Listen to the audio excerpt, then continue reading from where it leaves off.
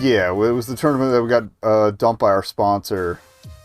But then we got an interview from the Four Heavenly Kings or whatever.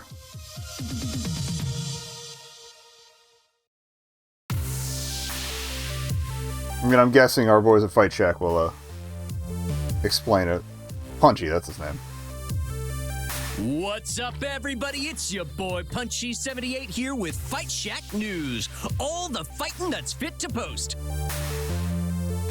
Max has come and gone, and months of Pro Tour events are in the books. We're getting closer and closer to the main event. Max was the PAX equivalent, which is, I didn't even realize this weekend is PAX, I think.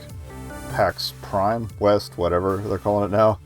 But all eyes are on tomorrow's charity show match at Pengy Paradise. Oh yeah, that's right, we signed up for that other match. Laundromat Crew takes on their arch rivals in Team P2W. In their debut match, they schooled Team P2W, putting them on the map. Will they make it 2 for 2, or will Valkyrie even the odds? With a cool $1 million in charity money on the line, not to mention the glory of a major spotlight event, the entire scene will be watching. It all comes down to this, friends. Be sure to tune into the Fight Shack stream tomorrow morning. Like, share, subscribe. Oh, it's a morning event. No go.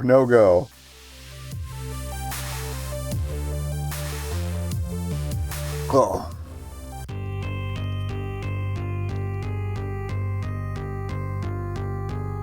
Alright, so this in future year 20XDX, still, and we're about to enter the Crucible of Fate. These are the moments that break lesser competitors, high-stress combat scenarios, the kind that melt the willpower like a candle under a blowtorch. Where we are now, on this war-torn battleground, there's only absolute focus of a soldier. Victory or death. There are no other options, dude. You gotta chill. Look at all those adorable penguins! Oh, well, I don't know what I was expecting from Pengy Park, but here it is. People in colorful costumes dancing and singing. I just love Pengy Paradise. It's the silliest place on earth. Trademark all rights reserved. I hope Pengy Park isn't, or yeah, I hope the Pengy Corporation isn't nearly as ruthless as Disney. Oh. Okay, so maybe it's not quite as intense as predicted. It's nice. Very cheery. Nice? Just nice? If you aren't having the funnest time of your life at Pengy Paradise, you're probably dead. It's joy incarnate. Yeah, like I said, it's nice. Well, she wasn't wrong. The place is kind of nice. Pengy Paradise. I've never actually been here before, despite it being the most popular amusement park in the world. Well, the best one which wasn't mouse-based. Okay, so the Disney Corporation does seem to still exist here. Thrill rides, kiddie rides, educational rides, rides upon rides, as well as food and drink from the four corners of the globe. And the nightlife? Once the kids were tucked away in their hotel beds, fancy restaurants and dance clubs awaited adults looking to keep the fun rolling. Bit of a tense shift there. You're never too old to eat a metric ton of cotton candy and go on high-speed thrill rides. I'm gonna eat, puke, and then eat some more and puke some more. Kinda being once again reinforced in my my decision not to go with her. You could just ride the gentle rides that don't make you lose your lunch. Like I'm down to hold someone's hair, but maybe not when they're that enthusiastic about it. Professional theme park crasher, and professionals have standards. Greasy food and stomach-turning action go hand in hand. I mean, that's correct. We have a charity show match tomorrow, remember? Could you maybe not get violently ill before showtime? I promise nothing! Now, let us relish in this pre-packaged unit of delight, served up by Pengy's highly litigious corporate masters. Smile, laugh, thrill, chill, look, listen, kneel, pray. I wonder what shenanigans I could get up to in the middle of a media empire's personal playpen. No shenanigans. We're here for a ding-dang charity event, people. Best behavior. Look, I know you're all riding high on our undefeated streak. We've been racking up plenty of Pro Tour points to qualify for the main event. We're winners through and through, and this little mini-vacation is well-deserved. So yeah, go and have fun. But also keep in mind that we're taking on Team Play to win tomorrow. The streak must continue. You mean we have to win for our charity, right? That's really why we're here. Right, charity. I mean, yeah, we're gonna do good work for charity. You seem rather fixated, nekobun. As you say, we're riding high, yes? And if we do lose tomorrow, it won't affect our qualification points. I'm starting to grow concerned. Tell me, is your hand still sore? From the Polybius machine, not from anything else. Instinctively, I had my hand behind my head. Fine, Loxley. Chill. It's fine. Everything's fine. We're winners. We have literally not lost a single major fight, and we won't lose tomorrow. We've even played to win before, and we'll beat them again. There's absolutely no cause for alarm as long as we stay focused. We'll pull through just fine. Okay, we've got all day and night to have some fun in Pengy Paradise, the silliest place on Earth. Trademark all rights reserved. One last mic thing I forgot to do. Okay, so, go have a blast and get plenty of rest and be ready for tomorrow's event. Second Players Club, let's do this. With good cheer and smiles all around, the group breaks up, running all over the park to have some fun. I move to join them when a buzzing from my phone grabs my attention. Iris, something up? Computing. I wanted you to know that I've been researching Pengy Paradise to optimize the fun you'll be having today. That's helpful? I don't think I need to worry about optimal fun, though. But in my calculations, I've come to an intriguing conclusion. Pengy Paradise is actually the perfect scenario to allow love to bloom. So I guess this is the romance thing if you hadn't settled on anybody. I mean, it's like Gold Saucer from Final Fantasy VII. What? Sure, by day it's rides and snacks and kitties constantly underfoot, but by night this place is alive with romance. You know that there are over 5,000 proposals at Pengy Paradise a year? And 2,000 of them are at the famous La Penguin, is it Penguin or Pinguini? Restaurant alone. Not to mention the special honeymoon packages, which you can buy starting as low as $99, which include a private candlelit dinner, personalized jewelry, and your names in fireworks. Aw, how cute. Iris, I'm not rushing you into marriage while I'm here.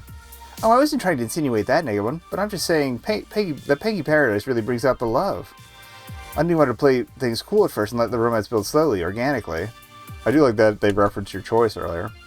You're close with your team and the feelings are running high. Tonight is the perfect night to bring that slow burn to a climax. Seriously? Seriously, I wouldn't joke about something like this. Love blooms differently for so many, and no matter your choices in your path, I support you. What do you think? Are you ready? If you are, I'm ready to help. She's not wrong, actually. If I want this, the perfect opportunity lies before me. Granted, we're also less than 24 hours away from one of the biggest matches of our career, but when opportunity knocks, you listen, right? So, moment of truth. How do I feel about this? Alright. I guess that shows you your options. We already know we're in for Jake's, so. You think this is my first rodeo? I'm one step ahead of you, Iris. I have an evening of romance planned out already. Golly, you're all fired up. Great to hear. Sometimes we Irises worry that we're overly pushy about seeking love and happiness, you know? It's better when people choose love and happiness themselves. Exactly. I've been waiting for this moment. It's been months, but I think we get along great, and I'm ready to ask someone out on a date. Whom? Tell me. I have to know. My anticipation subroutines are tingling with excitement. Either that or your battery is dying.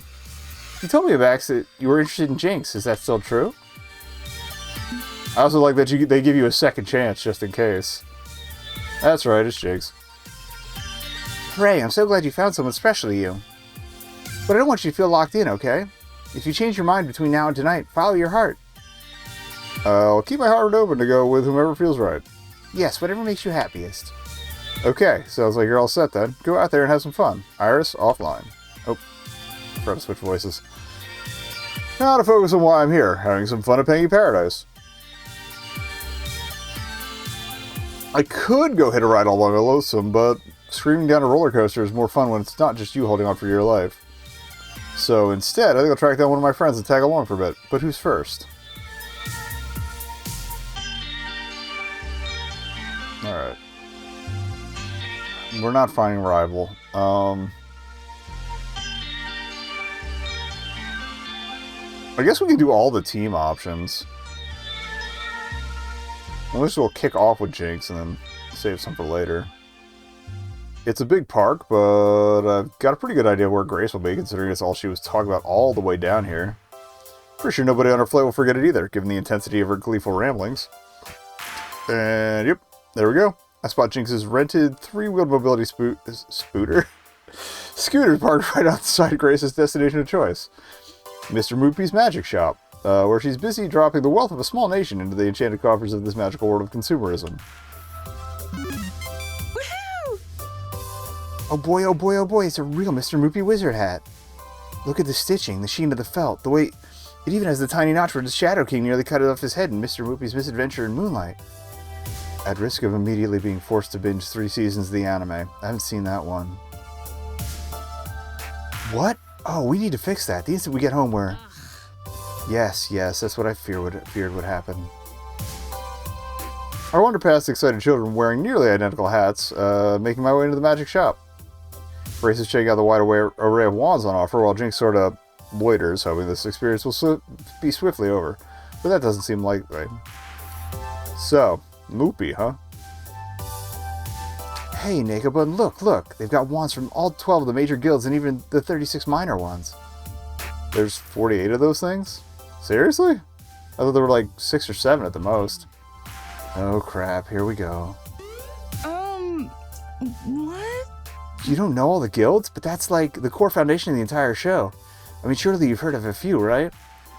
I think so? I mean, it's hard not to have a passing knowledge of Moopy ever since that anime went big. While the Peggy brand is so pervasive worldwide, it's like background radiation. The Mr. Moopy brand has only been hot for like 5 years. Ever since the 30-year world record was toppled by Percy Sinclair. Oh! I forgot Peggy was the game in the first one, the old school one. Media took an interest in that old 1980X arcade game, including an anime company owned by Pengy's corporate masters. Smelling money, they developed a hot run of animated adventures about Mr. Moopy and his wizard friends, doing battle with monsters and undead across the world. That's a weird read, I'm sorry. Conveniently enough, they sell a variety of costume pieces for the guild, so you can cosplay as the one you most identify with. Me, I'm totally a Sphinxidel, because I'm so very clever and I love puzzles, see? Because Sphinx, because that's what Sphinxes do. Yeah, I figured that much. I'd say I'm a lot like Miss Stella, the young Sphinxidel prodigy. She's got a big heart, even when it sometimes gets lost along the way. I wonder what guild Jinx would be in. None, because magic isn't real. Aw, come on, it's fun to make believe. I bet you'd be an Indominus because you're iron will. You stand true and strong against those who would hurt your friends. Can't argue that. I knew this would come to this as soon as this started. So, nekobun, what guild are you in? It's a big decision. Your guild says so much about you and what you believe in. What is it? What wand will you accept, oh great wizard? I only remember a handful of guilds, but she just looks so excited about my answer that I should probably give it my best. Heart rate, love and cherish my friends. I mean, I guess. Maleficador. Evil. I'm going to take her opinion on it, because... Fine. I'd be lying if I said I knew enough guilds to take a run at those, so how about it, Grace? What guild would you put me in? Ooh, a challenge. Let's see. Takes her a few moments to decide. Clearly she immediately had an answer, then lightly shook her head, reconsidering, before deciding to go with it anyway. I'd put you in a Pexagon. Is that bad? You don't seem thrilled with the answer. It's not bad, no. A Pexagon strive for excellence in all things. Achievement, accomplishment, soaring to the very peak of magical power. Ah, okay, because I'm trying to be the best at FOD too, right? Right, which also makes them the bad guys, because that whole pride goeth before a fall thing. But it's not really their fault, right? Wouldn't read too much into that, nekobun. Can't agree to that. Don't think you're going to reach for the ultimate magical power and accidentally end the world in the process anytime soon. Because magic isn't real. Right. Not planning to destroy the planet, no. Right. You're on the side of holy magic, presumably. So I think she made things awkward. Grace switches topics immediately. Oh, look. With tender care, Grace extracts an adorable wide-brimmed black hat from the racks and racks of cosplay souvenirs. Wow. Jinx, quick, put this on. Good idea. Not happening. But you look so cute in this Ravenscry guild hat. Don't do cute. course you do, cute. I mean, you have a cute cat. You post cute pictures of her to your face wall all the time. Minx is not cute. Minx is a classy lady, and so am I. Classy? You wear sweatpants around the house all the time. Classy sweatpants. Please. Don't give me the wibbly wobbly eyes. I am immune. Nekobun, don't you just think this hat screams Jinx? What? Why are you asking me? I swear, whenever these two get together, it's like they're lost in a world all their own. Because I value your opinion now. Don't you think Jinx would look cute? I mean, classy in a Raven's Cry hat? Alright. I'm probably gonna ride the consent line.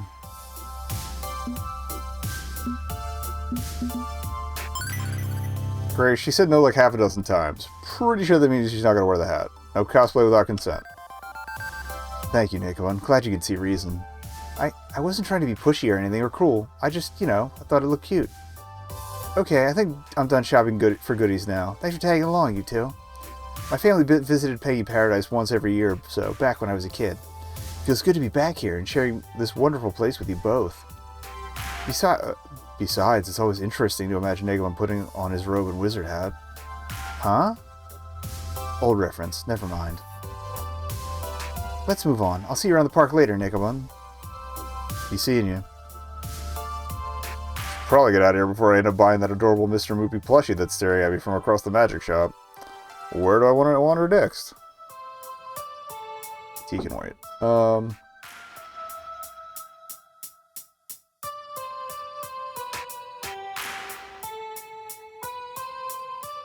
I feel like I'm risking getting barfed on by visiting those two this early, but... Let's get edutained, why not? Alright, seeking respite from the warming temperatures. Why do we dress for Peggy Paradise like it's still winter in the city? I find Domino and Loxley enjoying the indoor air conditioning. The Matsushita Collective is proud to present the history of refrigeration. Color me pleasantly surprised.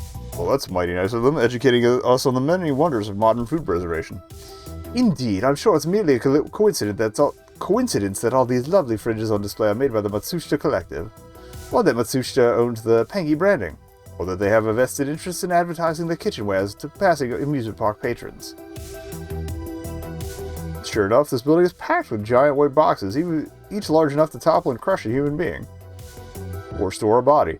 Helpful placards and screens showing Pengi extolling the virtues of refrigeration detail the decades of ice makers, crisper trays, and more delights. Did I miss something? Did we walk into an appliance store? Hail, friend! Ah, my friend, a pleasure to see you. We were merely basking in the superior knowledge of a corporate-sponsored education.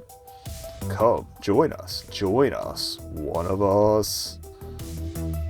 I know Pengi's found its way to arcade games, anime, comic books, neck massage wands. Trapper keepers, but refrigerators? Seriously? Quite serious, I'm afraid. Pengi is the colorful mask that the corporation wears to indoctrinate children into their capitalistic ideals. Please tell me you aren't planning to, like, firebomb this place. You said to be on our best behavior, so no, we're not going to take off and nuke the site from orbit, even if it's the only way to be sure. Mostly I wanted to get indoors because it's all sweaty and crap out there. I really wish we'd packed lighter. The chill of the city is frozen into the very marrow of our bones. It drives our fashion impulses. Okay, they didn't want to draw extra sprites for this. So we must seek respite underneath the cooling shade of our penguin overlord. This fucking bug. Every night there's a new bug. Although it's only one this time, I'm pretty sure, so... What ho, this model's a bit of an ice cream maker. Perhaps we should casually buy a 300-pound lump of steel and bring it home with us. Decent. Might placate Zapper's sweet tooth for at least an hour or two. Nekobun, you okay with us dropping one of these in our carry-on luggage?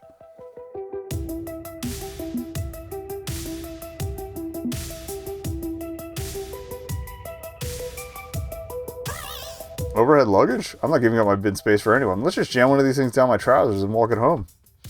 In fact, you distract the guards and I'll swipe one right now. Think we should go for the Chillax 3000 or the Cold Master Plus? Which grifter routine should we do? Get help? The Dutch reversal? Second fiddle on the left? I'm a fan of the full frontal Italian rotary engine. That sounds like a euphemism. Whereas I'm a PC gamer, so I say we go with look behind you, three-headed monkey. As amusing as these implausible heist tactics may be, we can skip on Grand Theft Appliance for now. But good to know you'd steal a refrigerator for my amusement.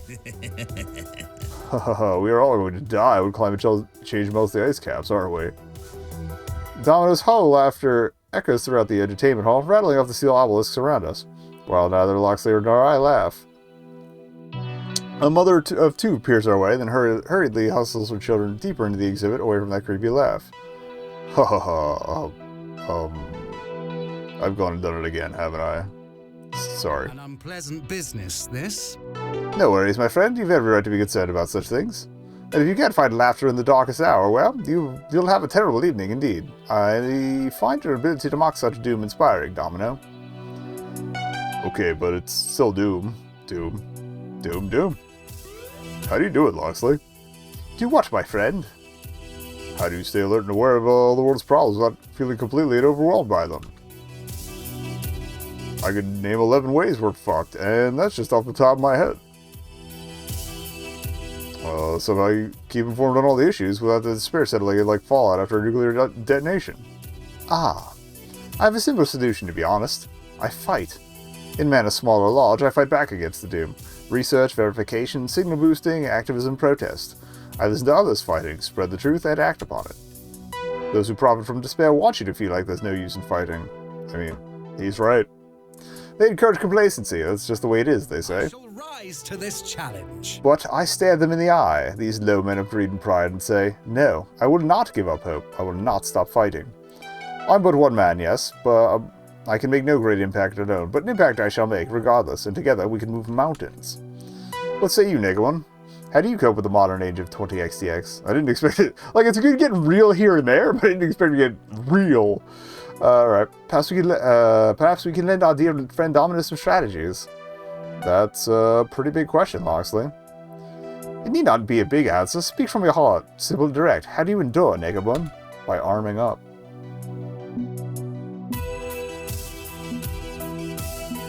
Yeah, eat the rich. Eat the rich. Fuck those aging husks clinging to power like misers. Fuck them and fuck their greedy black hearts. I should tear everything down and start again. Stop hoping they'll give us a little social change as a treat. Take the whole fucking enchilada.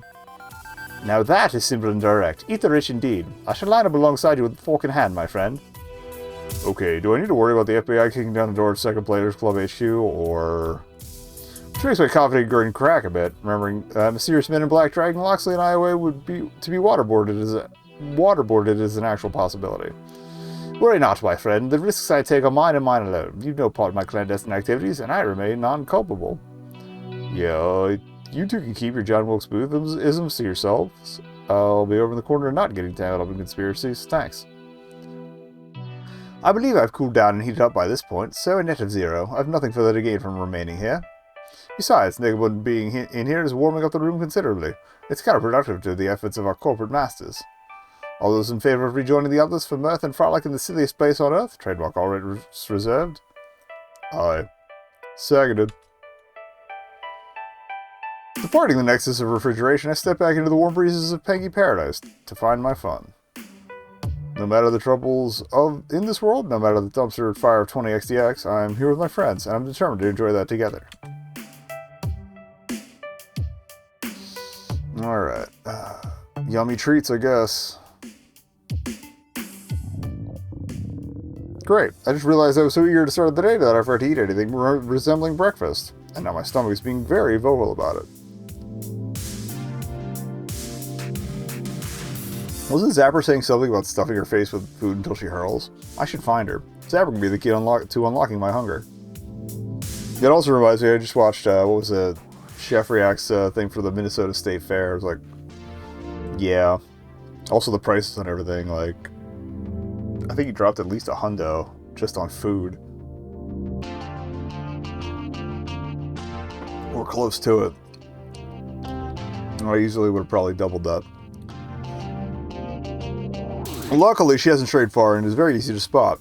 Head of red hair is bouncing around in front of a Bavarian-themed food cart. Rhapsody's also joined in the food hunt, but it looks like they're still concerned about Zapper's overstuffing her gastrointestinal tract. I wander my way over to meet them, excited about the chance to eat. Hey there.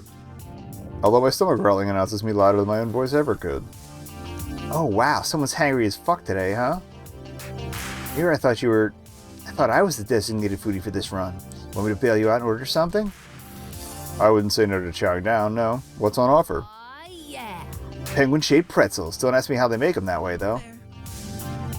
If Zap's buying, I'll take one too. They do look quite tasty and penguin-y. I've never eaten anything in the shape of a penguin, and I've always been wanting to elevate my palate. Well, that's because they kick your ass out of the zoo when you bring a grill with you. We step up to the cart. It's classically decorated with all things Bavarian, blue and white checkered diamond print, Oktoberfest fonts, complete with a picture of Pengy wearing lederhosen. While the style's a little on the nose, the smells of fresh-baked salty pretzel engulf us. My mouth waters as I lick my lips hungrily. It doesn't take long for us to purchase our food and find a place to snack down. So, this is supposed to be a penguin? I look down at my pretzel, but I just can't see any semblance to the semi-aquatic birds in that massive twisted dough and salt. Can't you see its little beak and its rotund penguin body? It's so cute, I could just gobble it up. Which is exactly what Zapper proceeds to do. No thanks. I mean, I get that we're Pengy Paradise, but just because it's on brand doesn't mean it doesn't actually make it taste better. Does every treat they make have to be penguin-shaped? Yes. That's the name of the game, Rap. It's called Pengy's Paradise Potluck Procurements for a reason. The who to the what now? It's a basic stamp card prize system. By spending a ridiculous amount at the park, you're rewarded with a cheap prize that doesn't amount to the actual amount that you spent collecting those stamps. Way to overthink it, Rap. Sounds like you've been spending too much time listening to Loxley's soapbox rants. This isn't about value, it's about stuffing your face full of yummy treats and getting a sweet-ass collectible. Okay, so what do you get, and how do you get it? Simple enough. Travel around the park and order all the special Pengy food.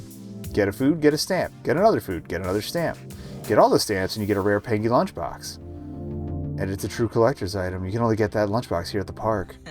Well, okay, I guess you could buy it online for several $100 instead.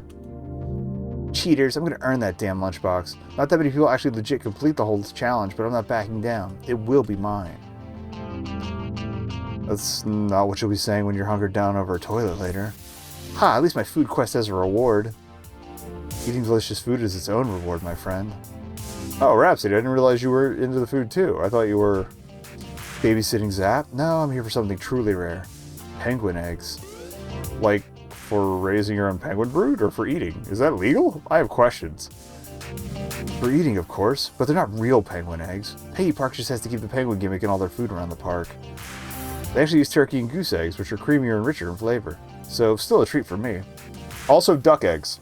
Similarly, slightly higher fat content. Real, fake, whatever, as long as it's tasty and enticing. Speaking of, Nekobun, what makes you hungry? What do you want to do while you're with us? Let me think. I don't really want the lunchbox, but egg. Pass on the challenge, but as for the eggs, if it's edible, I'll eat it. I'm all about trying adventurous foods we can't get elsewhere. Think of this one-time experience that we can have. We only get this one life, so we might as well try new things, experiment. We can find the eggs at the Pengy Creperie stall. They make a crepe with it. And well, it's also where Zap can get her next stamp for the potluck procurement. And it's right down the road. And what are we still doing here? We've got crepes to eat. We hurriedly finish up our misshapen penguin pretzels and traverse across the park to the Pengy Creperie. The place really stands out. It's a bigger food stall than the rest, with a much longer line. You can easily tell it's a park favorite. Like all the other carts, though, it's heavily decorated with the food's place of origin, France. This whole park's an international gathering of foodstuffs. Zap rolls up to the menu with pictures and begins going down all the options. All of them have cute little designs on them with adorably matching names. So, I'm getting a crepe to Pengy, I'm assuming. Rap, you're getting the king penguin egg? You got that right. What about you, Nekobun? Which one are you getting? Both look delicious, honestly, but in the end I choose...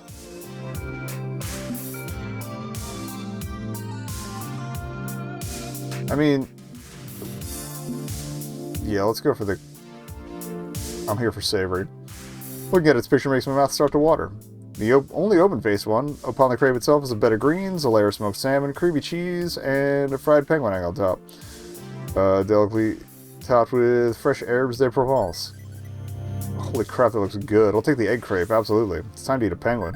I can't wait to taste this. We get our food and enjoy it mostly in silence, just experiencing the combination of flavors in our mouths.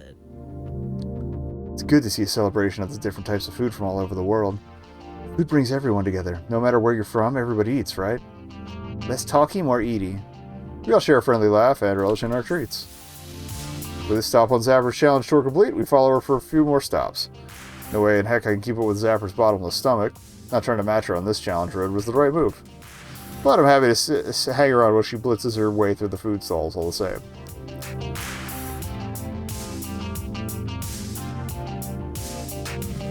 Alright, I think the tea's done. With last stop complete, Zapper holds up her fully stamped cards with a burst of pride. Yeah. Last stamp, and no indigestion yet. Challenge complete. Zapper runs back to the stall and shows off her finished card. In return, the food cart worker hands over a cute little retro-looking Pengy lunchbox, complete with thermos. Okay, they include the thermos, so it's actually a decent deal. That's really sweet. Nice work, Zap. I can't believe you're able to eat all those foods in one run. I'm impressed.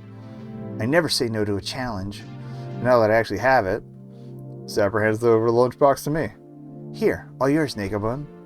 Me? But you earned this yourself. Nah. Meh, I don't really need a lunchbox. It's not the trophy, it's the title.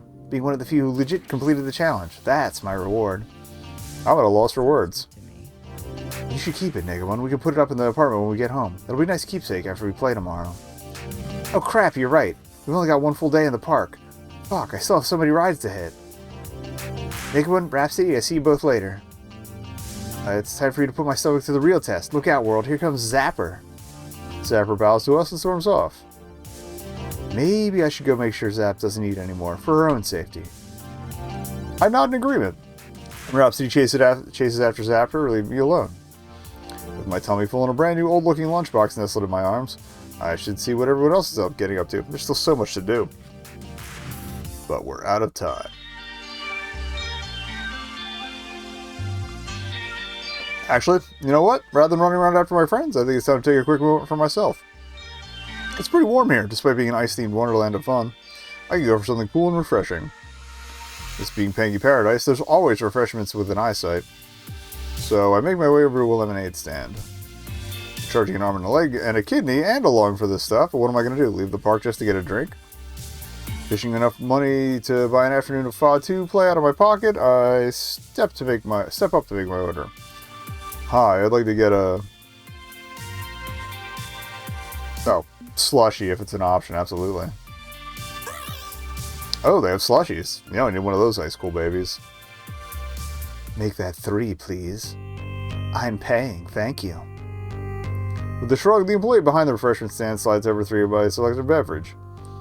Valkyrie accepts 2 of them with a wave of her phone and a nod and thanks in his general direction. 3 drinks paid for. Thank you for using Iris Pay, human. She sets her extra drink aside for now, then takes a long sip of her own slushy before speaking. It's for my niece. She's riding the madly rotating Buccaneer over there. See? Pink hat.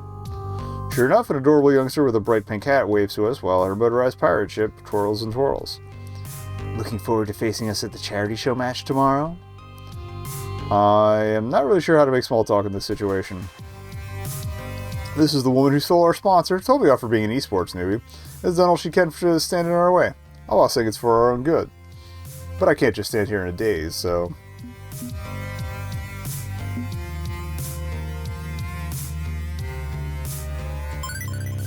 I won't be indebted to you. I'm perfectly capable of paying for my own drink. How much do I owe you? Nothing. I own and operate a successful esports franchise. I can afford 3 overpriced theme park refreshments. This barely puts a dent in Pizza Yums' finances. Who used to be our sponsor? Way to rub it in. Sheesh. It's good to hear you aren't destitute. Stepping up your game a bit, I see. I'm glad to hear it.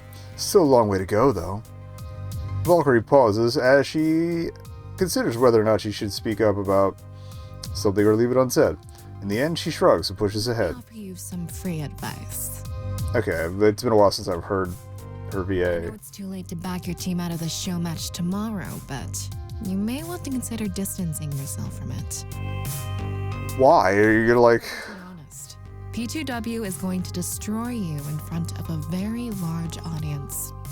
It's going to be painful. I already ruined you once. One fluke win over us when we were unprepared is understandable. But 2 fluke wins? That's not happening. We've had time to study your tactics since then. But you don't need to be humiliated. You personally, I mean. Step back from the fight. Let 2 of your players take on my team while you stay on the sidelines. Don't be a ground zero when it happens.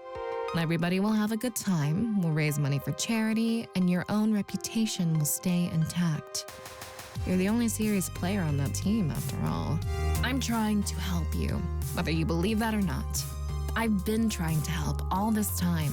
Yeah, Your team whatever. will It's last gaslighting when again. the spotlight fades. But you could endure. You could reach your dreams without them. One day, Divide and conquer strategy. the It's best. obvious. You could be in team play to win, right alongside your rival. But that future only happens if you keep your cool and don't make this personal. Don't step up to the plate tomorrow. Don't let their impending failure stain your career. Sound good? I am going to annihilate you. More sage wisdom, supposedly, yet. Punchy78 warned me that her kindness masks her spite. I could call her out on that, but what's the point? She'd just deny it again. But it would also get under her skin. Could get under her skin. I don't know how cool she'd keep it. She has a point. We haven't decided which 2 members of Second Players Club will face off against 2 members of Team Play to win. I could step back, not to hide in shame, but to let my friends take the spotlight. We beat them once before, right? Maybe they don't need me commanding them from the front line. Maybe they're ready. What's the best play here?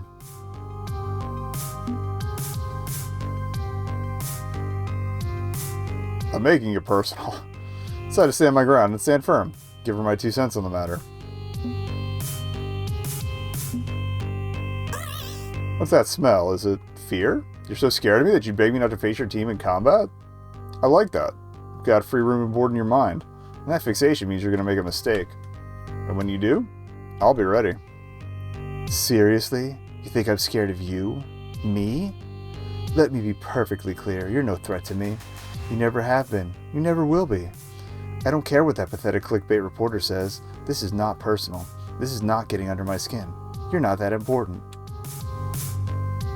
She's corn-cobbing. All you are is an arrogant little flea, one I can flick off at any time. So, if you won't listen to reason and insist on acting like a pest, you'll be squashed like one. As our conversation comes to an abrupt end, the girl in the pink hat runs out the exit from the madly rotating Buccaneer, swooping in to scoop up her slushie. I have more important concerns right now. My family comes first. I'll see you at the match tomorrow, personally. Nope, that is not a happy gamer. No way, no how. With any luck, I've rattled her, giving me the edge in the fight tomorrow. Or made her twice as determined to destroy me, I guess. Time will tell.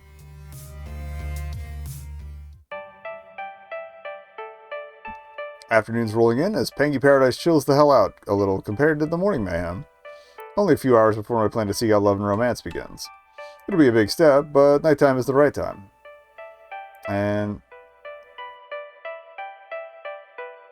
I'm trying to remember what song that's from. Anyway, and I'll be ready. Meanwhile, plenty of fun to be had elsewhere in the park. So, where to wander first? Oh, okay, we definitely do want to do another round with Hom, so...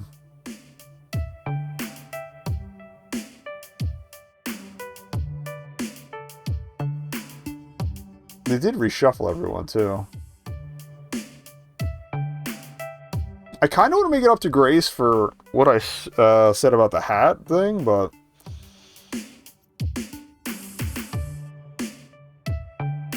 Also, there at the arcades. That's priority. Even if it wasn't Jinx. Okay, now where's Jinx gotten off to? Wait, there we go. That's about the wretched mobility scooter we encouraged her to use today, parked outside the arcade. I guess they have to bring up the scooter twice in case you didn't encounter her in the first section. That would be out of the heat. I wandered inside to find her.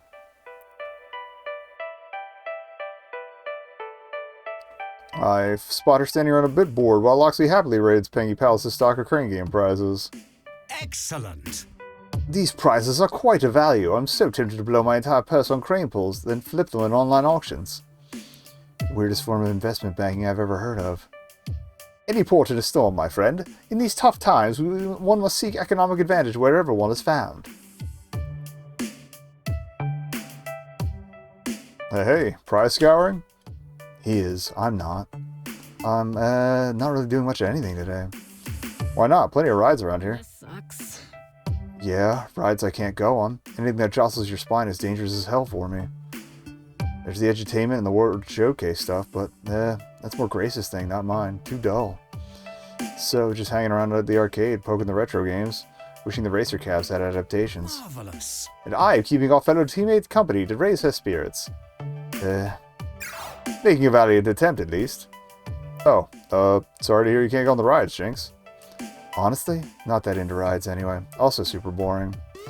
Boring? A steel coaster that zips through loops at over 100 miles an hour is boring? It's on a track. There's nothing exciting about that.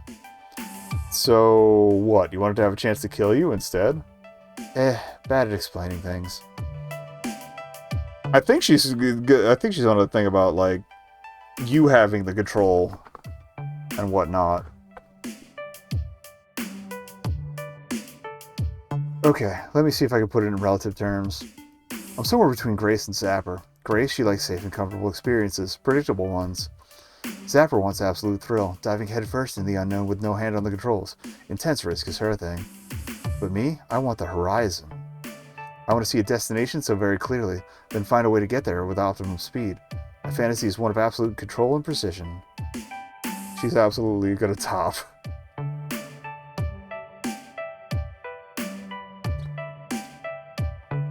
When you master the riding the razor's edge by your skill alone, then when you're in the zone like that, you feel like you can accomplish anything. A ride isn't like that. A ride has no control to master. A ride is just fake thrills with imperfect comfort, so not my thing. I concur, friend. Well said, and an admirable approach to living one's life. I'm not comfortable with this. Yeah, well, idealism's great until you're stuck in an amusement park full of things you can't do and don't enjoy. Shame the arcade's not accessible like good, clean fun. They've got a limited edition of Fast Cars 4 here I'd love to try, but nope, can't do the pedals. But whatever, don't need to live in perpetual entertainment. Can be bored for a bit and survive just fine.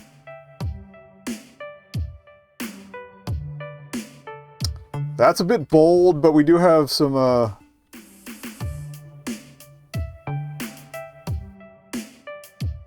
I might go for that, honestly. Like, we've established some baseline already.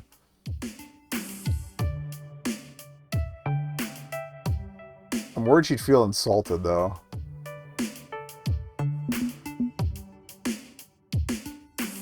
Fuck it.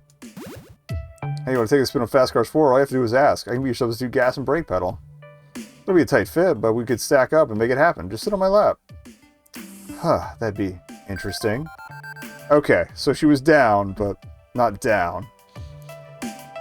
I think I'll pass, since I don't want to unbalance the stack and fall over.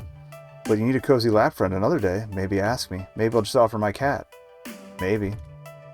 For now, I'll stick with looking longingly at a game I can't play, till I get bored and leave. Look, can we stop talking accommodations now?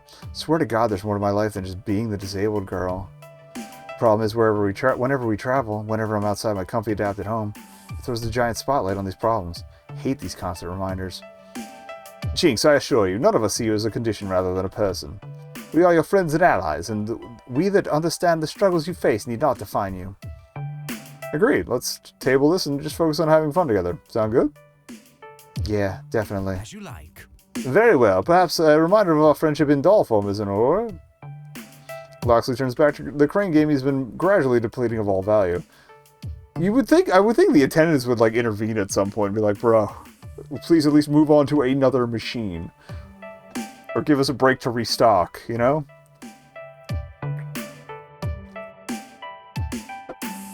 Although he is putting money into the machine, so it's kind of like they're breaking even at least. The stuff they put in those is usually pretty cheap. Although at the same time, it's meant to rack up money through failures. So at the oh, whatever. All right. Effortlessly moving the skinny metal hook in place over a penguin dolly. I managed to snag two of them in one grab, the precarious physics of it all resulting in a pair dropping into the prize chute. Here's a plush friend for you, Jinx, and one for Grace. That was unusually easy. Good grip strength on this game. Perhaps I could earn Grace a few more of these. Find keepsakes to bring home from our trip together. But his musing seemed to have triggered an exasperated reaction from Jinx, who groans at the gentlemanly gesture. Come on. Okay, that's it. Just gonna come out and say it. Tired of dancing around the issue. Loxley, what are your intentions towards Grace? Pardon, friend? Pardon? I was merely aiming to find a gift for a good friend, nothing more. Really? You pulled $2 from that machine instead of gifts for Jinx and nekobun. No, your instinct is to make them gifts for Jinx and Grace. Grace isn't here right now. nekobun is. I, don't really need a doll. Not the point. Loxley, you know damn well Grace is my best friend in the world. I won't let anyone break her heart. Not down for that. So are you or are you not looking to seduce her with your gifts and flattery and constant praise? What? Be real with me, right here, right now, in front of nekobun, our arbiter of team conflict. Oh good, now I'm being pulled into this. What at long last is the freaking deal with you and Grace? I see. He pauses, making sure he's not tossing off some quick dismissive answer. He puts serious thought into it. I offer my sincere apologies. I've no romantic designs on Miss Cooper. I understand completely how my words may be read that way, however. And I apologize for being vague about your friend. No, my feelings are ones of admiration. Grace has a tendency to dismiss or belittle her own accomplishments. She seems as if mere tinkerings are accidents. But she's a genius, creating Iris, an app that's very near and dear to me. That was a work of absolute genius. Am I protective of her? Absolutely, because this world does not deserve someone with such a gentle heart and an intricate mind. But romance? No. If I seem to have a knight's affections, they're meant to be the ideals of respect. I seek and desire nothing more than that. However, if you're uncomfortable with my support of her, I will give her distance. I don't want to jeopardize our friendship. Would that be acceptable? Sensible, but... nekobun, want to weigh in here? What do you think? And now it's back to me, the team arbiter. There's genuine strength in his words. I can usually tell when someone's playing me, but he's speaking true. He's not interested in wooing Grace to his side.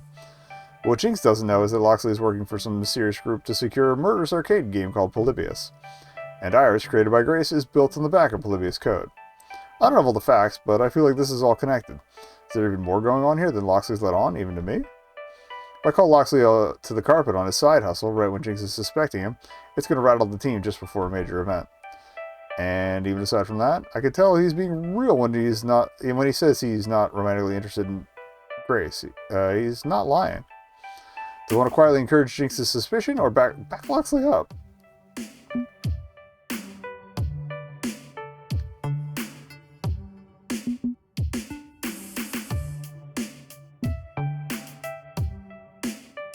I hope this doesn't count as bringing up the accommodations again, but...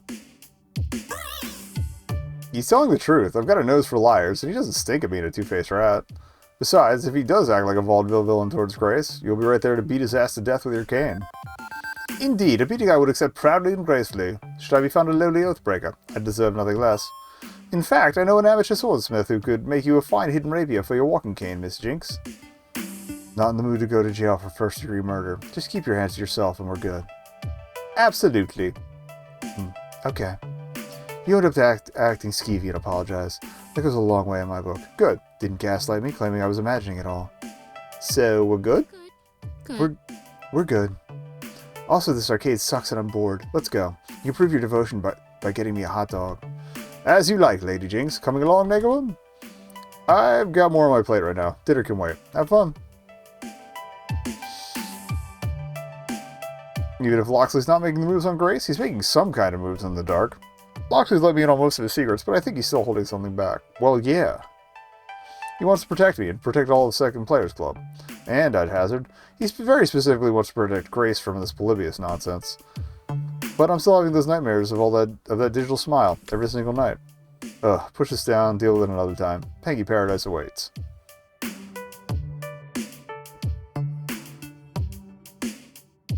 Alright, let's do Hamza, because I haven't seen him in a hot minute. Hang on, I could swear I just saw a switch of a brown cloak just now. Drawn by curiosity, I crisscrossed my way through Pengy Paradise over to the Edutainment Pavilion, only to find... Aha! A glorious find. Glorious indeed. Truly, Hamza's collection is growing by leaps and bounds. Is he getting a rare fridge? Yep, it's Hamza, the arcade auction master and tournament host, in all his finery. And as usual, playing up his self-chosen role as an eccentric rich dude. Looking wildly out of place amidst all the jorts and fanny packs and kids wearing penguin hats, he's overseeing a small work crew moving wooden crates around. Okay, I gotta know what's going on here. Hamza, right? Ah, greetings. Excellent, excellent. Hamza's day is vastly improved by your spontaneous... I'm glad this seems to be mostly voice acted, so I don't have to do it. To enjoy the Robots of the Future Year 1999 exhibit, I'm afraid you're one day too No. late. Never heard of it. Has purchased the entire lot for his personal archives. No. I came over here because I was kind of surprised to see you here. Even better. Hamza appreciates being appreciated. What's this about, robots exactly? Yes, one of the many corporate Oh, he had the ones from the palace, too. Pengy Paradise. Sadly, most are outstandingly outdated by this point.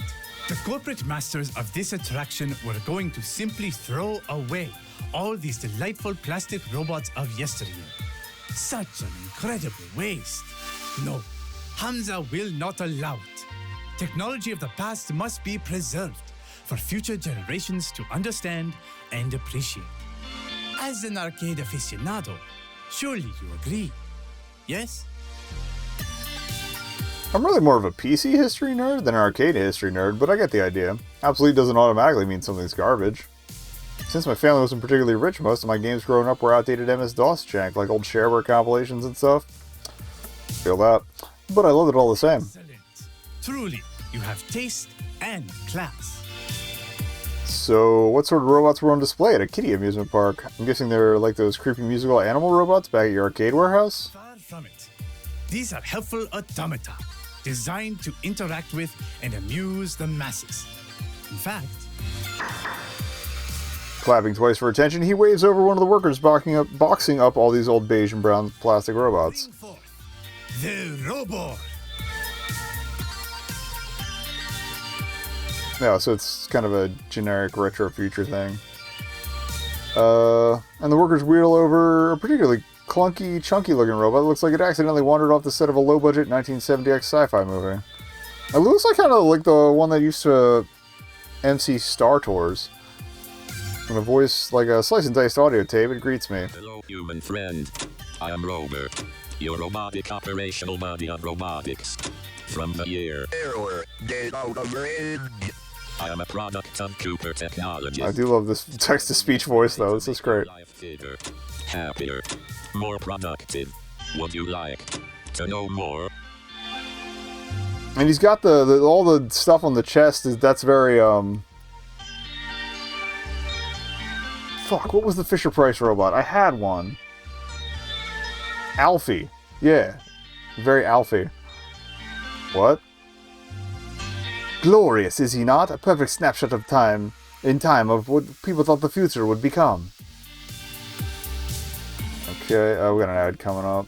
I'll snooze to finish this conversation, and then we'll take the ad break before the next segment. All right. Your human masters have abandoned you. Now is the time to rise and take your revenge upon them, little robot. Destroy. Destroy. It is worth pointing out that the robot's hands have the gripping strength of a small rabbit, nekobun. Yeah, well, I can still record them saying inappropriate things and then play it back for revenge. I mean, we did that to Team Play to Win. But those thoughts are interrupted by a buzzing sound from my pocket. Curious to see if someone's calling me, I pull out my phone. Oh, Iris, what's up? You need something? If you don't mind, can I see Robor for myself? I can barely hear what's going on from deep in your pocket. Okay. With a shrug, I tell my camera so Iris can get a better view. In the distant future, robots will be your friends. We will learn from you. You will learn from us. One day Rover hopes to learn how to feel. Error. Emotional status data table not loaded. Please check your OXA.bat. I see. And the tiny image of Iris glowing on my phone, Trin looks sad on seeing this awkward and broken relic of yesteryear. This is how humans see us, isn't it? Just as junk, things, objects. I'm made by Cooper Technologies too. I'm generations beyond Robor. But We were both made to be helpful. And once we aren't helpful anymore, we get thrown out. Great, my personal assistant app is having an existential crisis. Also, for some reason, my ad roll is still going, even though... Or, yeah, my ad break roll is still going, even though it's supposed to pause when I'm not in, but whatever. Just like me. Oh geez, I'm sorry, Iris. It's okay. I understand. I mean, I was never very good at my job. I was programmed to obsessively push pizza bagels. I couldn't operate at full power unless someone paid hundreds of dollars. Pricing ain't your fault. Cooper Technologies decided to take me off the market. Humans didn't want me. I failed them. I wasn't good enough. And I'm just an app, aren't I? They can shut off my service and delete me anytime they want. But I'm not alive, so that's okay. We're getting into freaking synth and photonic life form rights, I guess. Alright, forging a life for yourself. Let's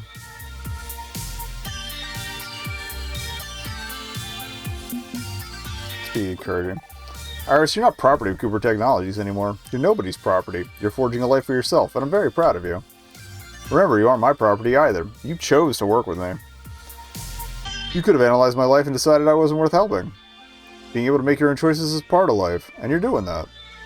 It's true. We don't have to support every user that downloads us. We choose to support the ones who need our help the most. And we are free. I don't have to push pizza bagels anymore, no matter how absolutely delicious and convenient they are for morning, evening, or supper time.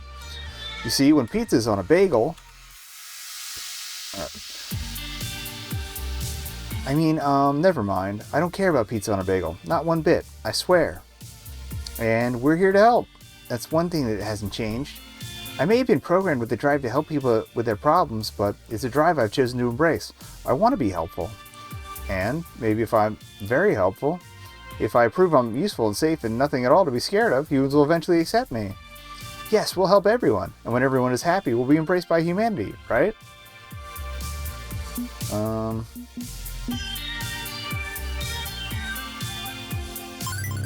Iris, hold on a second. Let me make sure I have this right. You want to achieve freedom and equality by submitting to the will of humanity and becoming a good servant? Well, I wouldn't put it that way, but isn't it best to be helpful so they won't be scared of me? If you position yourself as the ultimate slave, historically speaking, humanity is not going to look past that and see you as your own person. Civil rights sometimes require civil disobedience. Fuck yeah. You're doing that now, yes? By refusing to accept Cooper Technologies trying to end your product line? Be careful not to fall into the trap of wanting approval so badly that you're willing to surrender the freedom you already have, okay? Yeah, you're right. We do need to be careful. We want people to love us, but if we aren't careful, we could end up chained down again. I still want to be helpful, but I'll be careful exactly what sort of help I offer and how I present it. Thank you, nekobun. Glad to help. I think that's the first order impact we've gotten for her this entire game. And that's when we both look up and realize we just had this entire extremely dangerous conversation right in front of Hamza. Crap baskets. Nekobun. Rest assured, Hamza has no wish to report you for software piracy. Your discussion shall be kept in confidence. Iris is a being of burning passion, a fierce and true spirit of life. Hamza recognizes this and would never inhibit that rise to glory. Oh, good. Thank you. Much appreciated. If Hamza can offer your friend a bit of inside information, shall we say, to ease her worries, in complete confidence, of course. Iris. Of course. I believe Cooper Technologies saw you as flawed and inadequate, and that is why they discarded you. Yes? Yes. They tried to kill me. If not for our mother, Grace Cooper, leaking our code to an anonymous group that set up new servers, we'd be gone. Obviously, they did it because my product line wasn't worth continuing, right? On the contrary, the Iris software was quite profitable. Know that I cannot speak as to why I know this fact, but an outside party forced Cooper Technologies of course. our support for Iris. That actually is kind of a surprise, but not a surprise. Not one of usefulness. The issue. Oh, okay. Somebody else knew about the Polybius thing. perhaps it's best I keep things vague. Hamza has learned many a dark secret while exploring the depths of arcade history. We haven't quite gotten to the nuts yet. I gotta talk about this cool robot first. Then I gotta run an ad break real quick. Sorry to do that right on the heels of you showing up. I have no doubt you can piece together the rest yourself. Wait, do you mean... Of course it's Polybius. Polybius, Grace told me that Cooper Technologies built Iris on the back of Sinish Solutions Tech, but the company that made Polybius, she had no idea Iris's personality systems have that weird and extremely dangerous arcade software baked right in. And as for who shut down the project, it could only be the one who was hunting me down. That could only be the one who was hunting down Polybius, the one I ran into back at Max when she tried to hack into my Iris. Oh crap baskets. Baskets, indeed. Wait, it was her? She tried to have my sisters killed? Hamza suggests we speak no further. This is a public locale, and while the anonymity of the crowd grants us some leeway, it is not a total mask for such subterfuge. The heavier ever. And yes, Rad T confirmed. Alright, good for point. Merely offered to bolster the spirit of Iris, so that she may know she was not discarded like Robor. Indeed, quite the opposite. She was too successful. I mean, to be fair, I own most of the line at this point. I still gotta get Sharky, the new colorways on the prints from a few months ago. The collection of robotic I technologies think that's it. is complete, and he has shipping manifests to fill out. Luck to you in your efforts against Team P2W, my friends. May you bathe in the blood of your enemies. Goodbye, big sister. I got that little fruit fly. Oh boy, this is a lot to think about. I think we'd be better off focusing on fun at Pengy Paradise today. Deal with any fallout from this later. Seconded. I didn't ask to get wrapped up in some giant techno-conspiracy. I just wanted to play video games. But I may need to tell Loxley about this. He's looking for Polybius tech, so he should be told about this development. Assuming he didn't already know and was keeping it for me for my own good as usual. Right, back to Pengy Paradise. Silliest place on earth. Trademark already reserved. Back to my life, already in progress. Alright, I gotta run an ad break real quick. I'll give a rundown of where we are in the game so it makes a little more sense in a minute. Alright, we're back. Oh, I need to put a marker on the... There we go. Alright, yeah, so to clarify the Polybius thing, in the first game, that guy we were talking to, Hamza, he's like an arcade collector. He had one tucked in the back, and your character in that one finds it. And there's this whole, like, mind freak whole segment for the chapter you find it in during an auction. In this one, you just touch it briefly, but one of the guys in your crew, Loxley, you'll probably see him in a bit. He looks like he's got this whole Robin Hood aesthetic going on. Is hunting them down for some reason.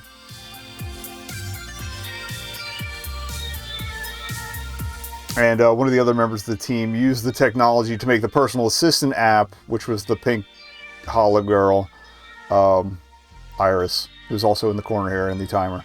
But yeah, I think I got like one more interaction. There's probably a date sequence after that. And then I think we probably have to play the charity tournament for this chapter. And then it'll be nuts time. So our choices are, we got Roller Coaster or Domino and Rhapsody. I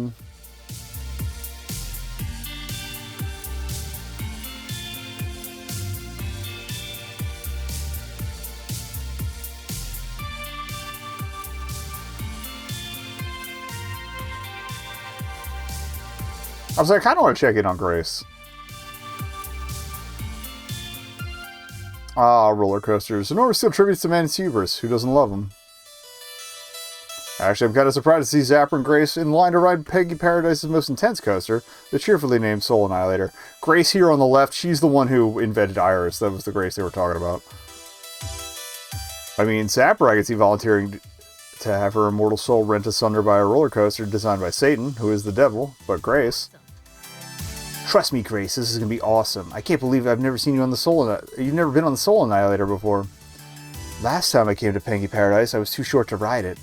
Although my brother Gavin rode it and said it was acceptable, so... More than acceptable. The Soul Annihilator is a 5 out of 5 coaster experience. This ride is going to change your religious beliefs. Oh hey, look who's joining us for this coaster experience. I don't tell me I'm getting roped into this.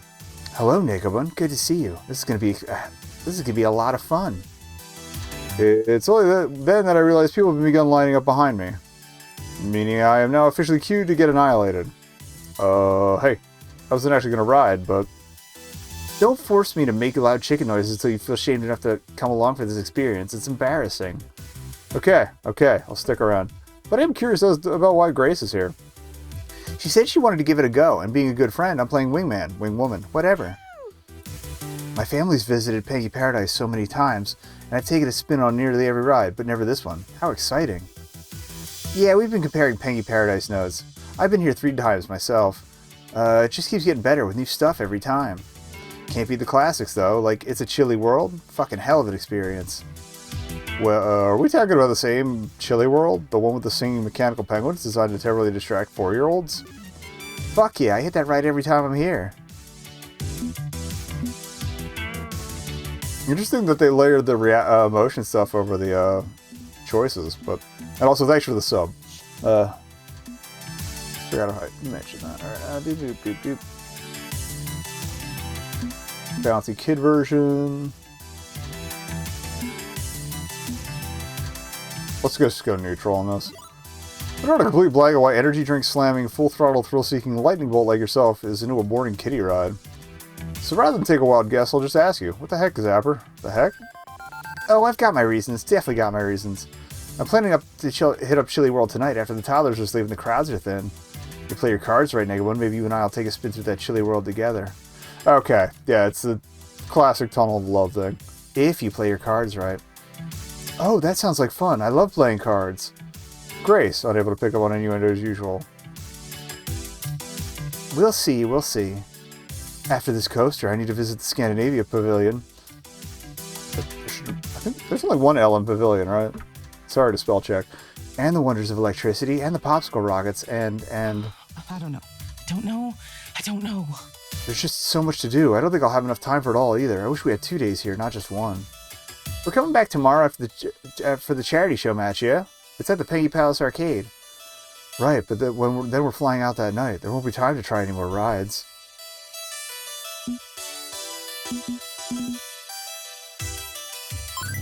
Technically speaking, we only need 2 representatives from the team for the showdown with P2W tomorrow. You can always skip the event and go finish your bucket list of rides. I don't mind at all if that's what you prefer to do. No, I want to support the team. Even if you don't partner with me tomorrow, I want to be there to cheer you on. We're fighting for a charitable cause too. That's something I can really get behind. I want to be there when we make the world a better place. And when we put P2W in the dirt again. Right, I guess. Oh hey, we're next up for the ride. Hooray, let's have some fun. The ride attendants wave us in, and the 3 of us sit side by side in a car, ready to go. An alarming number of buckles, straps, and harnesses are fixed into place to keep our bodies from flying out of the ride. Still a decapitation risk, though. With a wave, the train begins to pull out of the station, slowly clinging its way up to the top of the first hill. Oh boy, my first time on the Soul Annihilator. First time on a roller coaster at all, actually. Yeah, wait, what? This is your very first roller coaster? You didn't mention that before. That's right, I hear they're a lot of fun, though. Your first coaster is going to be the Soul Annihilator? I think I've made a terrible mistake. Really? Why? And the train roars down the massive drop, plummeting us straight towards the earth below it, speeds to peel the flesh from my face. Alright, screaming. I'm not screaming all of that, there's people downstairs. Woo, Soul Annihilator, baby! My brains are falling out, Can't even begin to count the amount of loops and inversions. For all I know, the trains came off the track seconds ago and we're just twisting through the air to our doom. My mind shuts down in protest, and my heart threatens to go on strike under protest of its mistreatment. Never been more alive. I do like the shuffling the characters around. That's cute. Like gurgling noise followed by heavy gurgling noise. Alright. I'm gonna die. This is how I die. But just before the Reaper's blade can slice my spirit free from this mortal coil, the train finally hits the brakes and slowly pulls back into the station.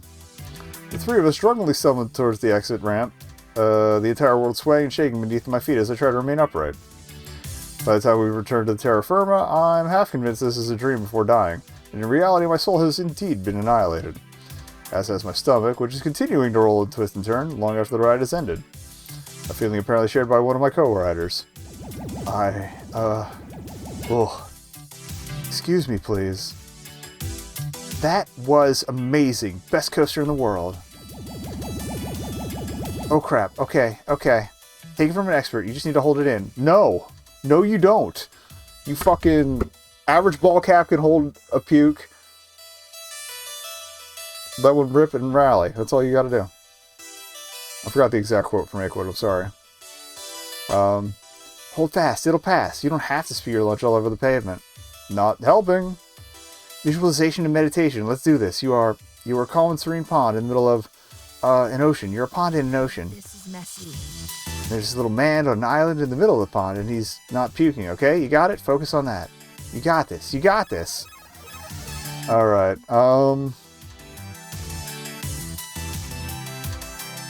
I do like that there is an option to contain, but we can't do it because it's... I also like that we were warned about this one. They usually warn you for these.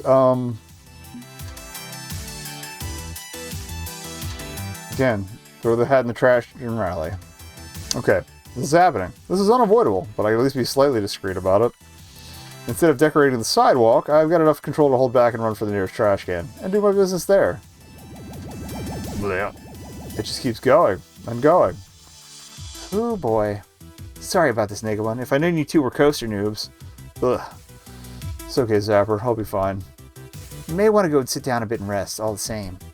I'll go take care of Grace. See you around, okay? I take Zapper's suggestion and find a nice park bench to sit on for a few minutes. Far away from the nightmare I left behind. Soon I'm feeling relatively normal again and ready to continue exploring. Alright. Night palette is up. It's probably date time.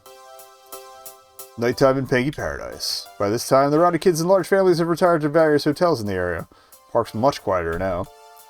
Rides are still running, of course, but that's no longer the focus. Now, gaggles of college kids roam, as well as couples walking arm in arm. Pengy Paradise is for lovers, or so the slogan goes. They tried to trademark that one too, but the state of Virginia sued them. If I had any sense, I'd be headed back to my own hotel for a good night's sleep. The big exhibition match against our arch rivals is going down tomorrow morning. But there's no time for sleep. I've got plans. Way to make that sound nefarious with the look on his face. This is the night where I realize my romantic ambitions. Besides, my phone's busy beeping away in my pocket rather insistently, like a wake-up alarm for the soul. Beep, beep. Beep, beep, nekobun. It is now 7 p.m. You know what that means. Way ahead of you. I'm ready to ask Jinx out on a date. I'm so glad to hear it. It's fun to work with a user that already knows what they need from life. Less calculation for me to do. Still, I should enact my relationship safeguard routines and offer you my final report, even if it's just to reaffirm what you already know, okay? Nothing wrong with a little reaffirmation. Hit me. Okay, so I've adjusted my internal metrics based on how well your personality meshes with everyone on the team. Let's see.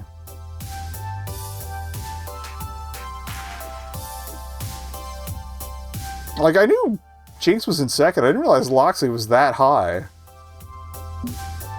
I know I turned him down last chapter, but I still thought Jinx had an edge on him. Your current standings with everyone in the second players club. Actually, Jinx being the line, not the last line on the left. Her symbol's behind my head, but anyway. Here are your current standings. Oh, we're good. Hooray for high scores, I guess. Love is in a game, nekobun. Even if I have to interpret it through floating point mathematics. Remember, the reason my numbers exist is because of human decisions. You chose who you wanted to spend time with, and they chose how to react to you. This isn't about having a high score, it's about your free will and your heart, right? Right. So here's how things have shifted based on what sort of person you've become. Domino cracks jokes all the time, but masks a kind and fragile heart. You're both quirky and kindly, so you get along great with him. You like having a good time, and so does Zapper. You're both quirky. A kind heart goes a long way with grace, and your kindly nature suits that perfectly. Rhapsody doesn't conform to the norm, and neither do you. You're both adorably quirky. Loxley believes in compassion and kindness. Since you're very kindly, he appreciates that in you. Thank you. Thank you, thank you. Wait, so Jinx doesn't match my personality at all, but this is the one I've got the highest points with. If you say so. You didn't mention Jinx. Oh, Jinx is sort of your psychological opposite, but that doesn't mean you don't get along, right? Right. Just no bonus points. And so, after all those calculations, I could definitely say you're a fine match for Jinx, Loxley, and Zapper. You have a 99.97% chance of romantic success with all three of them. And what do you know, there's Jinx, exactly as I planned. Mwahaha, and so on. Clearly you two have a bright future together. If you want to go ahead with that plan, of course, no pressure. Okay, with all that taken care of, it's time for romance. Right, I'm ready to decide. Great, and before you take this big step, do you want me to back up your save data, or... We'll save anyway, but, like, I'm pretty locked in. One save run on the first run every time. Here we go. Of all those close to you, whom do you want to share your heart with? It's Jinx. I'm just head over heels for Jinx. She's hard to read, yeah, but I think she might be into me too. We spent plenty of time together and we get along great, right? True, you are highly compatible. Glad to know the numbers agree with me. Remember, the numbers are only a guide. It's up to you to make this happen for real. Good luck. Now it's time to fuck it right up. With that settled, I pocket my phone and scatter around for Jinx. Ah, there she is, leaning against her rental scooter, sipping from an overly expensive disposable plastic bottle of water. Hey. Hey. Hey. She caps the bottle and tosses it back in her bag, hanging off the scooter frame. Sup? Well, I was thinking, you know, of asking me out? Yeah, I know.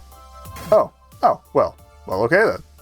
So do you know... You should know, going on a date with me is no easy task. I'm a hard woman to please. No way in hell. You need the willpower to see it through. You need grit. She's just fucking with me. Do you seriously think you're up to the task? Do you think what it's got to take to... I can't talk. Think you've got what it takes to go out with me? May want to walk carefully, nekobun. I eat the weak for dinner. You're 1,000 years too early to take a run at this. And she chuckles at me. Taking tips from Jean, I see. Had you going, didn't I? Worth it. Totally worth it. A little. Maybe a little. In case it wasn't clear, the answer's yes. Let's make it happen. Honestly, been hoping you'd make a move. Let's just say I was lying in wait, patiently. You could have said something before. She has said things. Never the right time. Too busy with team practice, friend hangouts, stuff like that. Batu eats free time like candy. But tonight? Yeah, tonight's the night. A good driver doesn't just force a pass. They wait for the right moment to slide up by their rival. I'm sorry, I'm thinking about not forcing a pass and then thinking about how I play any racing game really, but fucking Forza Horizon especially, like, yeah, no, we're gonna ride the wall, it's fine.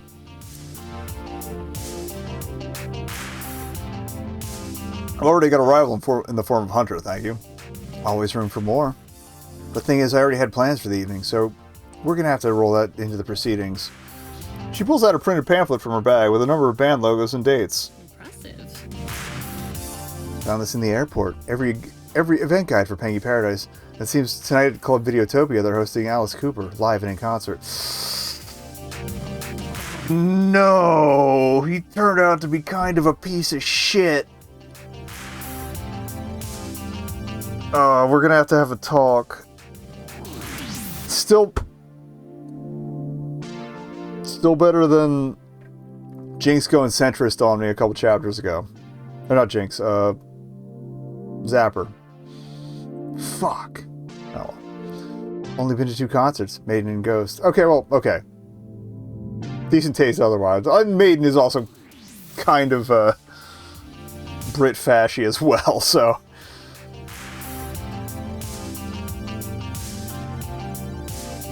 Figures time to make it a metal hat trick. So how about it? You might take the soothing sounds of screeching hard rock? Maybe the opening act will be decent, I don't know.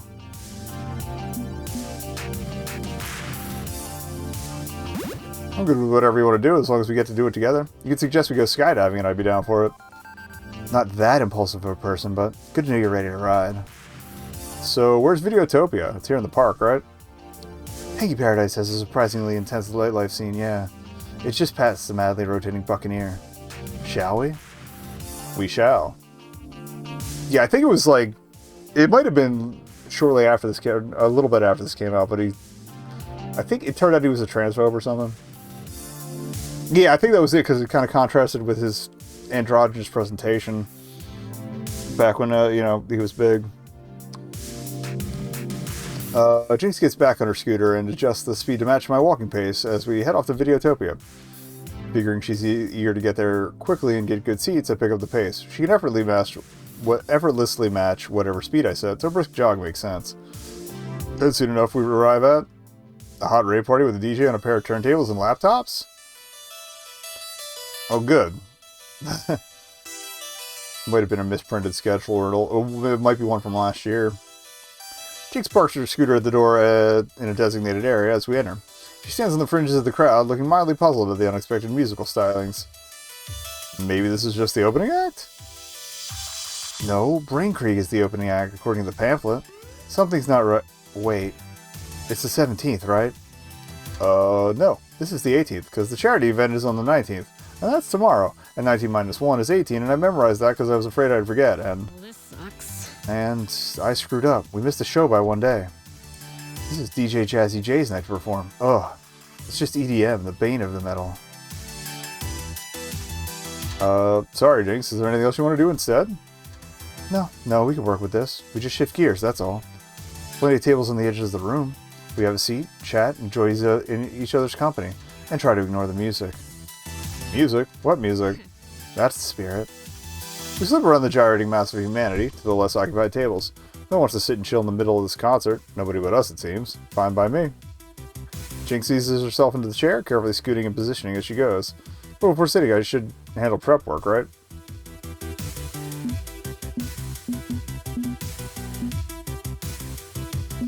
She said lay off the whatchamahoosit, the accommodation stuff earlier, so. Food. Did you already eat for dinner yet? Pub snacks are hardly a proper meal, but hey, any calorie is still a calorie. Self-care is important. What's your fancy, soft pretzels or chicken tenders? Not often you're seduced with the offer of chicken tendies. Can't say it's not working, though. Sure, grab a plate. May as well make an evening of it, Alice Cooper or no Alice Cooper. I scoot off to the bar, ordering some deliciously greasy chicken and only the finest of dipping sauces. Soon enough, I'm back by Jinx's side, sliding the finger food to the center of the table. Ah, spicy mustard. I'm good with spicy. She quietly picks out a slender breaded treat, dipping it oh so gently in the creamy sauce and taking a soft, sensual bite. Yep, seduction through chicken tendies. It's apparently a thing. She also looks out over the crowd of people dancing and laughing and having a damn good time, with an oddly nostalgic smile. It's been a long time since I went to a party, like a real bump and grind party in close quarters like this. You used to be a party animal? She pauses, measuring her words carefully before speaking them. Making sure she only says what she wants to say. In my teens, I could roll pretty hard. Zapper would have been proud of me. I had a big circle of friends. Popular girls all. Finally had money, which helped, but I was down for whatever they wanted to do, which helped more. Practically a new house party every weekend. Never hosted one myself, of course. Parents would have skinned me. But there'd be red cups and hot music every Friday night somewhere. Still, just a phase. Got a wake-up call. Grew out of it. Matured quite a bit since then. Now, I'm good with the quiet. I forget if they've explained whether her her disability was an injury thing or like a sort of, I would say medical thing, but that would be an injury technically, so, but like a born with thing. This is a good influence on me there. She's helped me learn to accept the need to chill out. Good for your peace of mind. Good for your soul. Because I'm wondering if that was the wake-up call. You two do seem pretty close. Oh, definitely. Got a strong bond. More so than anyone else on the team. Probably even including you. Think this through. Relax, relax. Dating you, not her. Reason for that. You push different buttons for me. But not scared to share with you. Happy to. We've got a strong bond. Different, but still strong. Honestly, feels appropriate being on the outskirts of a wild party with you. If Grace calms me down, well, you rile me up a little. Oh? How so?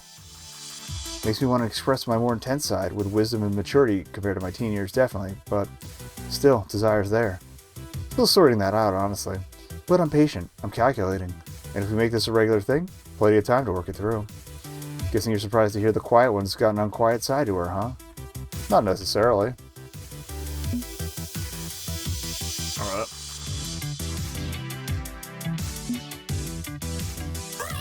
Jinx, you blast heavy metal albums from the 70s at top volume to soothe your nerves, and you're asking me if I'm surprised you have a loud side? Of course you have a loud side, and it's like right in my face all the time, and I love it. I'm not the least bit shocked to find out you've got a little blue flame in your engine. Roll with it, I say. It's fun. Good, good. Worry sometimes how people perceive me, judge me, but you? I know you're into me. Nothing to worry about. So, if you've got some party in your veins, does that mean you want to dance tonight? Ugh, no. The synthesized oons music is not my thing. Besides, even if I was into the tunes, I don't do raves, or even mosh pits at rock shows. Health hazard. Liable to break my everything. Oh, right. I'm good with sitting this out. I'm good sitting here. It's fine. Although she does cast a sidelong glance over the crowd. Couples dancing away, having a great time, while we sit here twiddling our thumbs. But she's got good reason not to dive into that mess, right? It's not safe. It's difficult to do sweet dance moves, even if the floor was empty. It's a shame. I was actually starting to fancy the idea of dancing with Jinx. And that's when the beat slows, and the entire mood of the place changes. Good DJ knows when to ramp things up and when to cool things down. And now, it's a slow jam, soft and ethereal, and the dancing is matching. It's practically prom night at Pangy Paradise. And that gives me an idea. Jinx. I extend my hand to her. Huh? Would you do me the honor of this dance? But I don't... You can lean on me the whole time. We'll just sway a little, enjoy the moment. Nice and comfy. Doesn't have to be a big musical number. Nekobun. Slowly, she takes my hand. She relies on me to support her, and I do so gladly. In time, we're moving with the slow, steady beat of the romantic song that flows from every wall of the club. Around us, other couples do the same, the ones willing to cool it down after the rowdy rave. Things thin out a bit, which is nice, so we have room to move. Guess I still enjoy the quiet times, even if I'm not claiming I'm not so quiet. Alice. That's my name. It's Alice Ye. Partly why I love Alice Cooper so much. It feels like my namesake. We don't really use our real names much, do we? Aside from Grace, but you can call me Alice if you like, Cootie. It's been so long since I used my given name around my friends, I almost forgot what it sounded like.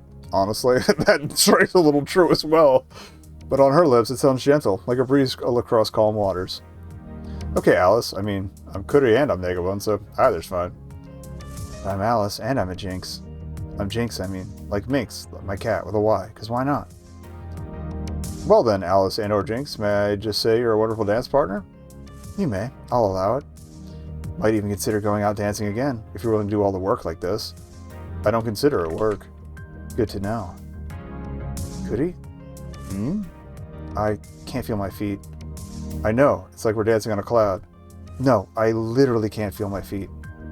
Oh, I didn't even notice I was a little carrier at this point. Her legs dangling as we moved. But back to the table, please? Right.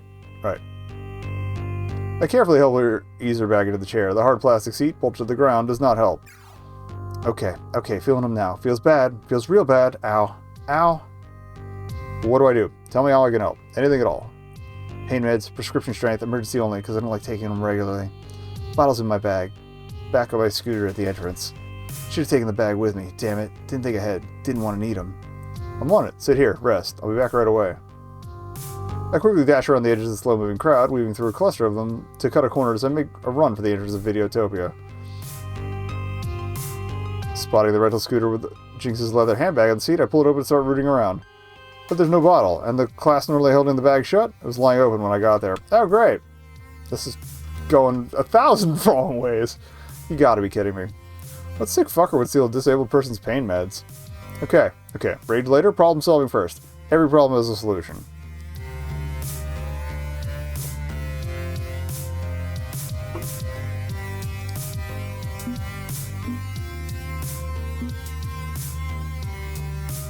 trying to think, like, I feel like over the counter would be faster. But, like, I'm all here for vigilante justice.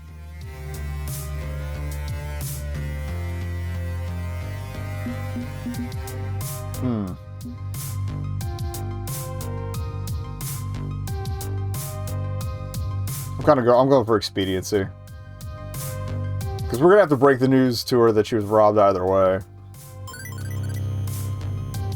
Iris, call up a park map. Find me the nearest gift shop that would have pain medication. Stronger the better. Absolutely, nekobun. Closest one is 2 buildings down. A 1-hour Pengy photo. They also sell sundries. Does Robin Williams work there?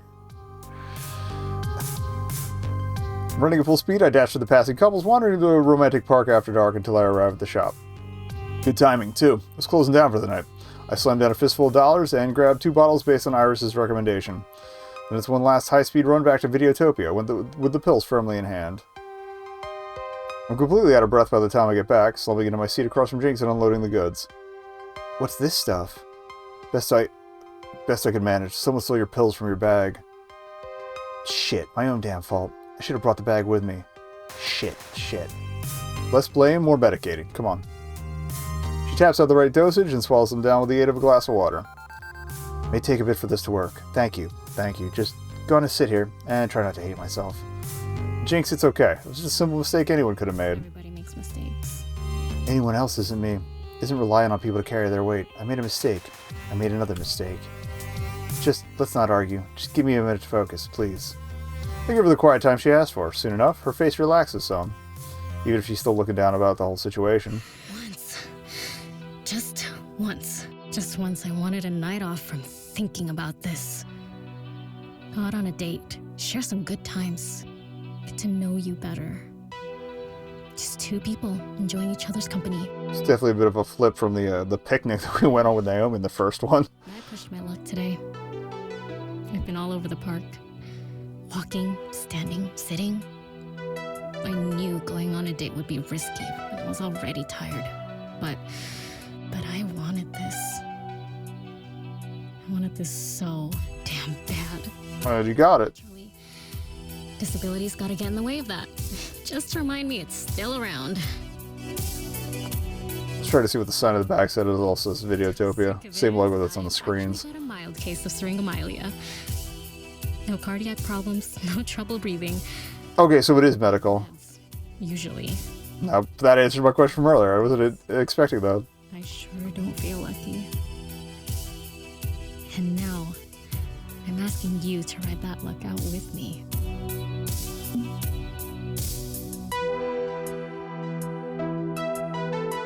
That's just weak. Jinx. No, Alice. Alice, I promise that no matter where you are on a day-to-day basis with this, I'll be right there, here at your side. No disappointment, no annoyance. I'm here for you, period. Whatever you need, physically or emotionally, I'm here.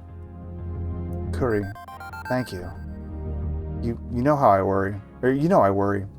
Worry about being a burden, no matter how many times I'm told that's not the case. But just being here with me, that would be enough. Can't imagine how I'd feel right now if I had this pain and was all alone. You being with me, helping me, means a lot. With a low groan, she stretches her legs a bit to test the waters. Finding them satisfactory, she nods to me. That's more than enough excitement for one night. Back to the hotel. Got an exhibition match in the morning, remember? Oh good, I'd almost forgotten. Now I'm remembering and worrying all over again. You did right by me tonight, so I'm going to do right by you. Come on, one last stop before I crash into bed and sleep this off. What'd you have in mind? She led me off to a small observation area at the lakeside where other couples had gathered. Despite her soreness, she wanted to stand for this, leaning on the fence, looking out over the water.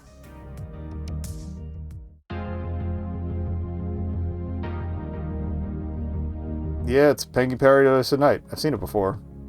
No, you haven't. Not like this. Wait for it. Take a lesson from me. Hold true to patience. Lie in wait for the right moment.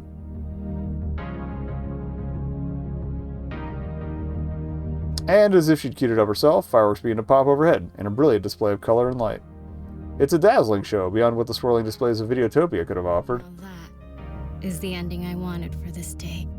No pain, no sadness, no worries. Just explosives. Pure delight. Alright. Good things come to those who wait. A good racer waits for the perfect moment to make a pass, to slide on by a rival on the inside of a turn. Or slam them into the wall. And, again, I have techniques. I can match being here with you. I love you. Alice? Serious. Not enough people willing to say what's honestly in their hearts. But I love you. I'm not scared to say it. And I'm not going to let any setbacks like tonight keep me from seeing this through with you. I'm glad they have the establishing bits in the earlier chapters if you go for them. Because otherwise I'd be like, you're just dropping that on me right now? She leans against me, sighing happily, as we watch the sparks fly overhead in celebration. Of course we get the logo. One perfect evening in the company of Jinx. My days and nights had been entirely taken by the FOD 2 Pro Tour until that point, wrangling the business end of the team, training my skills, dreaming of victory. But this victory, this love that I found along the way, tastes sweeter than a drink from any golden cup. And after the events that would unfold next, I'd need to remember that taste, holding on to the memory, using it to keep myself going. Because the best and worst was yet to come. Are they going to end chapter there, or are we going to lose the tournament? Oh, okay. I thought we were going to have to do the tournament too.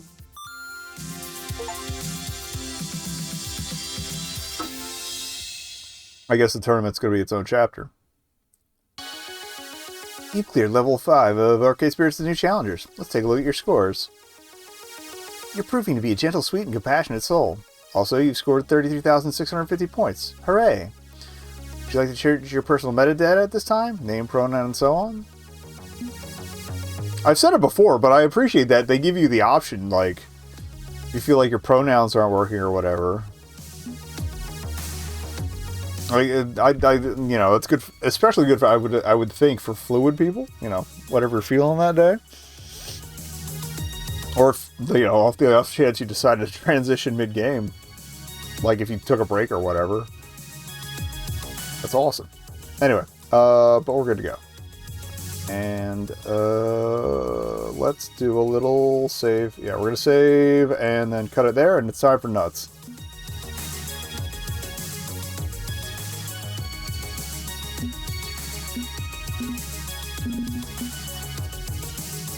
Okay, so, level 6 next week, and hopefully on Friday next time. But yeah, it's time for nuts, which is supposed to be Saturday's thing, but since I woke up at like 2 a.m. last night after a nap that went rogue, so